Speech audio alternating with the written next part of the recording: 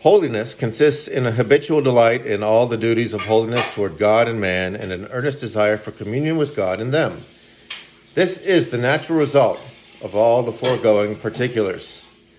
If we love God for his holiness, we shall delight in that service in which our conformity to him consists. If we love his law, we shall delight in that obedience which it enjoins. And if we take complacence in the evangelical method of salvation, we shall take delight in that holiness without which we cannot enjoy it. The service of God is the element, the pleasure of a holy soul, while others delight in the riches, the honors, or the pleasures of this world. The holy soul desires one thing of the Lord, that it may behold his beauty while inquiring in his temple.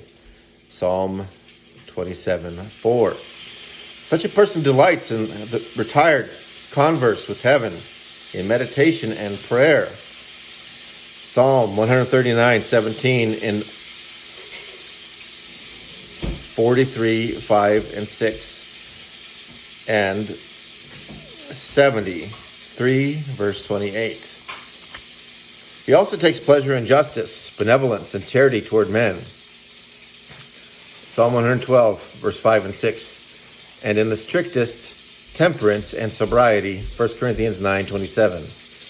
Moreover, the mere formality of performing religious duties does not satisfy the true saint, unless he enjoys the divine friendship therein, receives communications of grace from heaven, and finds his graces quickened. Psalm 42, verses 1 and 2.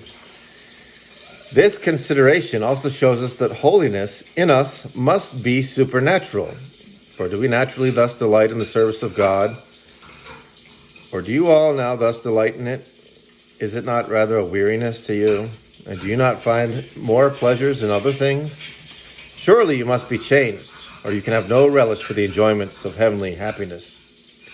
To constitute us saints, indeed, there must be universal holiness in practice. This naturally follows from the last. For as the body obeys the stronger volitions of the will, so when the heart is prevailingly disposed to the service of God, the man will habitually practice it. This is generally mentioned in Scripture as the grand characteristic of real religion, without which all our pretensions are vain. 1 John 3:2-10, and verse 3. John 15:15. True Christians are far from being perfect in practice, yet they are prevailingly holy in all manner of conversation. They do not live habitually in any one known sin, or willfully neglect any one known duty. Psalm 119, verse 6. Without this practical holiness, no man shall see the Lord, and if so, how great a change must be wrought on most before they can see him. For how few are thus adorned with a life of universal holiness. Many profess the name of Christ, but how few of them depart from iniquity.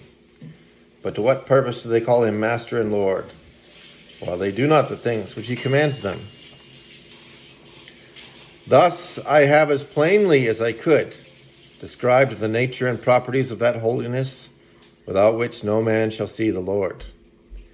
And they who are possessed of it may lift up their heads with joy, assured that God has begun a good work in them, and that he will carry it on. And on the other hand, they that are destitute of it may be assured that unless they are made new creatures, they cannot see the Lord. I come, too, to show you the endeavors we should use to obtain this holiness. To be continued.